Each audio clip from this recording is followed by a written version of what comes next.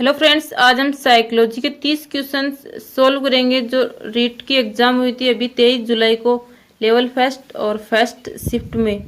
First question है, निम्नलिखित में से कौन सा या कौन से कथन असत्य हैं, मतलब इसमें गलत आंसर पूछा है।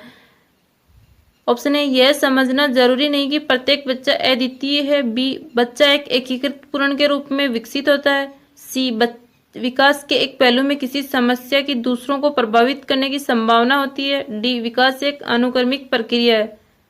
तो इसमें जो आंसर होगा वो होगा ऑप्शन ए, मतलब इसमें असत्य पूछा है। तो ये तीनों तो सही हैं और ये गलत है। समझना जरूरी नहीं कि प्रत्येक बच्चा अद्वितीय है। तो इसमें केवल ए, कौन से में, डी में है, तो केवल ए, ऑप्शन डी इसका करेक्ट आंसर हो गया।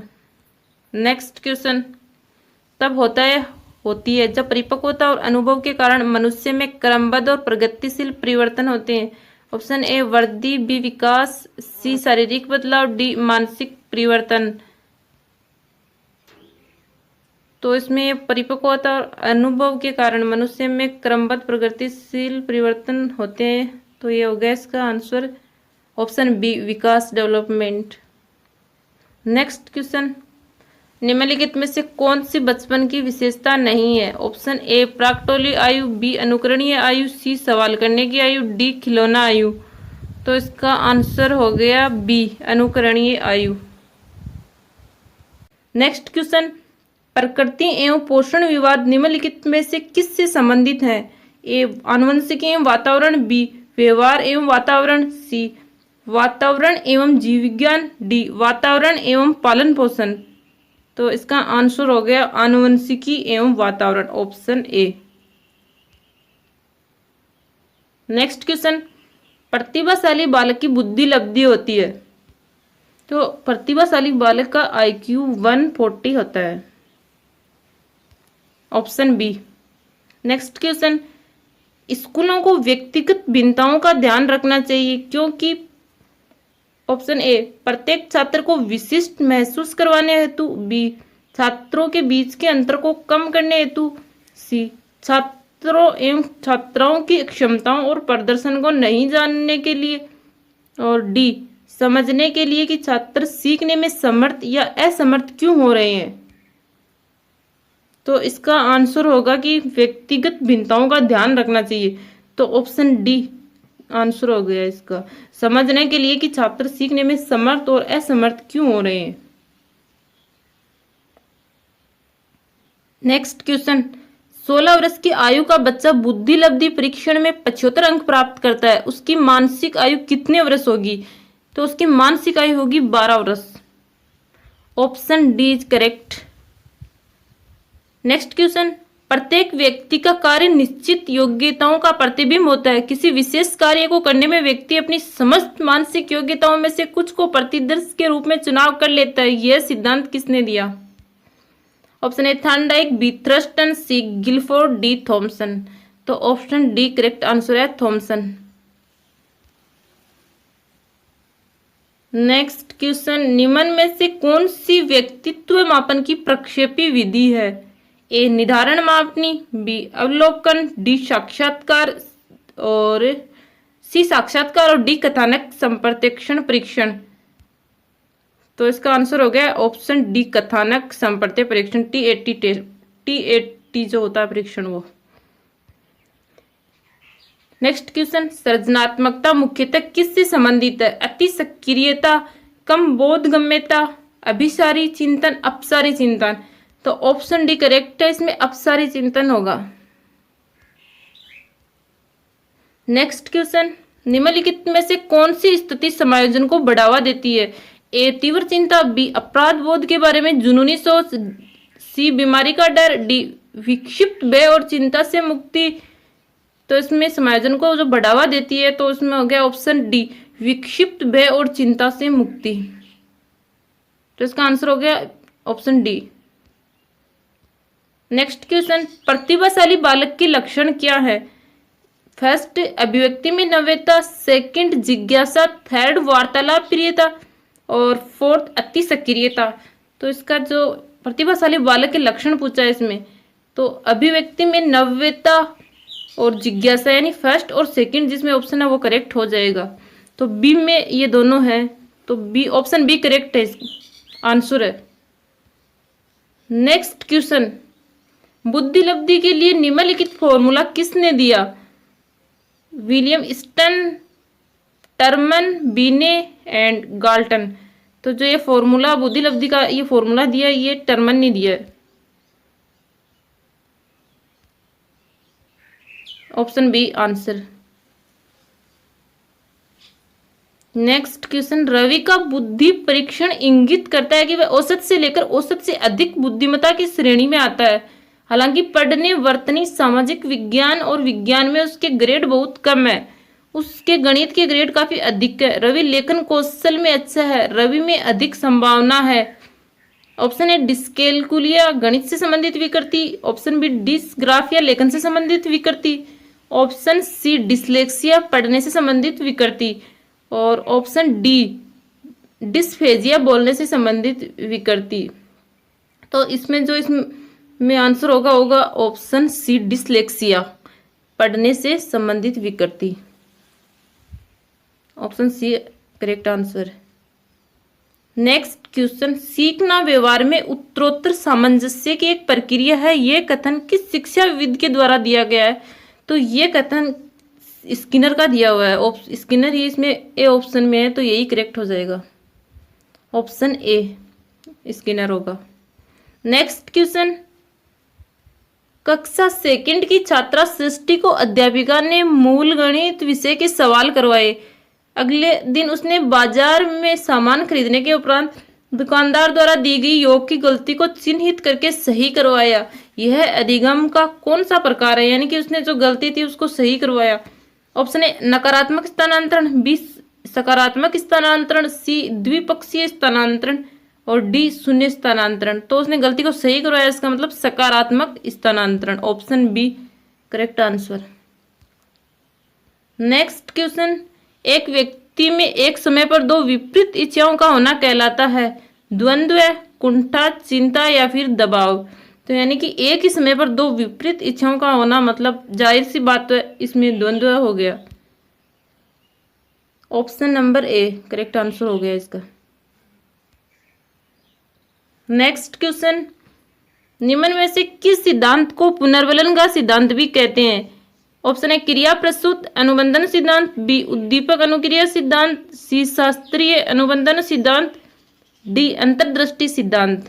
तो जिस सिद्धांत को कहते हैं पुनर्वलन का सिद्धांत, तो गया इसमें ऑप्शन ए क्रिया प्रसूत अनुबंधन सिद्धांत। नेक्स्ट क्वेश्चन, निम्नलिखित में से उस उदाहरण का चयन कीजिए जो आंतरिक अभिप्रेरणा को दर्शाता है। यानी कि इसमें जो पूछा हुआ है आंतरिक अभिप्रेरणा को दर्शाता है वो पूछा है इसमें। ऑप्शन ए वंदना परीक्षा में अच्छे अंक प्राप्त करने के लिए कठोर परिश्रम कर रही है, जिससे वह अपने माता पिता से उपहार प्राप्त कर सके। ऑप्शन बी उर्मिला फटाफट गृह कार्य समाप्त कर रही है, क्योंकि गृह कार्य समाप्त करके वह टीवी देख सकेगी। सी इला बहुत सारी पुस्तकें पढ़ रही है, क्योंकि वह जिले में प्रथम स्थान प्राप्त करके विद्यालय का नाम जिला स्तर पर रोशन करना चाहती है। डी मेघा अपने परियोजना कार्य के लिए विभिन्न स्रोत तलाश रही है, क्योंकि वह नई जानकारी प्राप्त करने में रुचि रखती है। इसका आंसर हो गया ऑप्शन डी, मेघा अपने परियोजना कार्य के लिए विभिन्न स्रोत तलाश रही है, क्योंकि वह नई जानकारी प्राप्त करने में रुचि रखती है। तो इसमें ये हो गया रुचि रखती है, तो ऑप्शन डी करेक्ट हो गया इसमें। नेक्स्ट क्वेश्चन, निम्न में से किसने अधिगम सिद्धांत का प्रतिपादन नहीं किया? तो इसमें यह पूछा है कि प्रतिपादन नहीं किया। तो A Thorndike, B Skinner, C Kohler, D B S Bloom. तो आंसर हो गया इसका बी एस ब्लूम, इस ब्लूम ने नहीं किया। नेक्स्ट क्वेश्चन, बार बार बच्चों को सजा से बचने या इनाम पाने के लिए सीखने की गतिविधियों में संलग्न होने के लिए कहना क्या दर्शाता है? ए उनकी बाहरी प्रेरणा को कम करता है, बी उनकी आंतरिक प्रेरणा को बढ़ाता है, सी बच्चों को लक्ष्य प्रदर्शन की बजाय महारत हासिल करने के प्रति ध्यान केंद्रित करने के लिए प्रोत्साहित करता है, डी बच्चों की प्राकृतिक रुचि और सीखने में शामिल होने की जिज्ञासा को कम करता है। ऑप्शन डी, हाँ, बच्चों की प्राकृतिक रुचि और सीखने में शामिल होने की जिज्ञासा को कम करता है। ऑप्शन डी हो गया इसमें। नेक्स्ट क्वेश्चन, आरटीई अधिनियम 2019 के अनुसार शिक्षकों के लिए प्रति सप्ताह काम के निर्धारित घंटे, यानी गवर्नमेंट स्कूल्स में जो शिक्षकों के घंटे हैं वो कितने घंटे निर्धारित हैं किए गए हैं? तो 45 घंटे होते हैं वो। ऑप्शन सी करेक्ट हो गया इसमें, 45 घंटे। नेक्स्ट क्वेश्चन, निम्न में से कौन सा एक उत्तम परीक्षण की विशेषताओं से भिन्न है? ए विश्वसनीयता, बी वैधता, सी वस्तुनिष्ठता, डी अभिक्षमता। तो हो गया इसमें अभिक्षमता भिन्न है। Option D correct. Next question, शिक्षार्थी केंद्रित पाठ्यक्रम में निम्नलिखित में से कौन सबसे महत्वपूर्ण है? ए अध्यापक, बी बच्चा विषय वस्तु, सी विषय वस्तु, डी वातावरण। तो इसमें शिक्षार्थी केंद्रित पाठ्यक्रम में पूछा तो ये बच्चा महत्वपूर्ण होता है। Option B correct.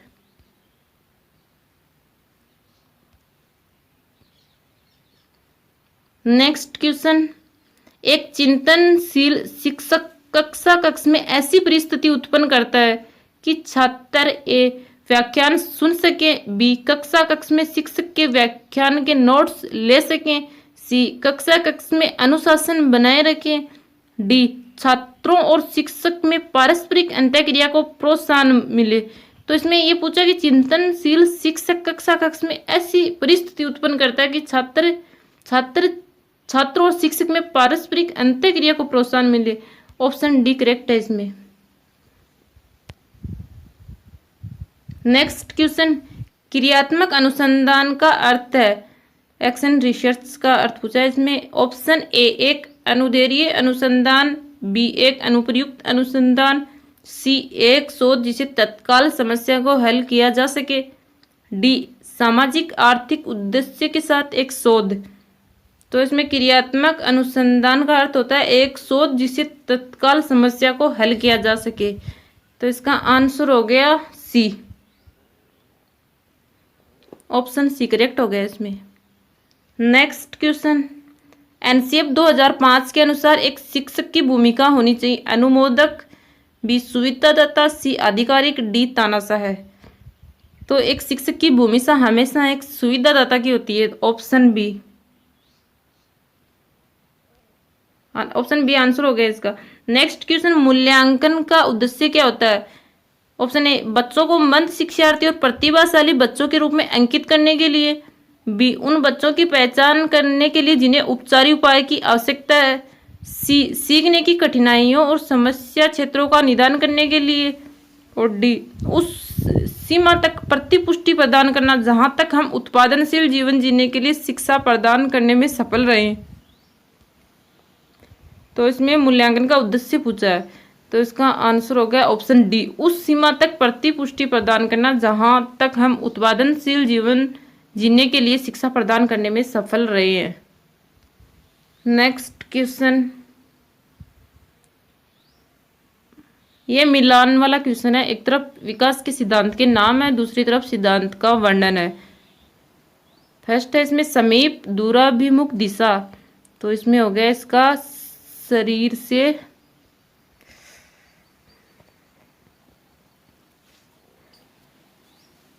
Next question, ये मिलान वाला है। एक तरफ विकास के सिद्धांत के नाम है, दूसरी तरफ सिद्धांत का वर्णन है। तो फर्स्ट है इसमें समीप दूराभिमुख दिशा, तो इसका हो गया डी शरीर के केंद्र से बाहर की ओर वृद्धि, यानी फर्स्ट में डी आ गया। दूसरा सेकंड है इसमें सिर पदाभिमुख दिशा, तो इसका हो गया सिर से पैर का क्रम ए, तो ये फर्स्ट ऑप्शन में ही दे रखा है। फिर थर्ड है अंतःव्यक्तिक भिन्नताएं, तो इसका हो गया बी विभिन्न बच्चे भिन्न भिन्न दर से बढ़ते हैं, ये भी फर्स्ट में दे रखा है। फिर फोर्थ अंतराव्यक्तिक भिन्नताएं, तो इसका हो गया सी किसी एक बच्चे में विकास की दर विकास के एक क्षेत्र की अपेक्षा दूसरे से भिन्न हो सकती है, तो इसका आंसर हो गया ए, मतलब फर्स्ट ये ए आंसर हो गया इसका। तो ये साइकोलॉजी के 30 क्वेश्चंस, एक और रह गया क्वेश्चन अभी, मतलब विकास से की ओर बढ़ता है, ए सामान्य से विशिष्ट, बी जटिल कठिन, और सी विशिष्ट से सामान्य, और डी साधारण से आसान। तो विकास हमेशा सामान्य से विशिष्ट की ओर बढ़ता है, तो आप ऑप्शन ए करेक्ट हो गया इसमें, सामान्य से विशिष्ट।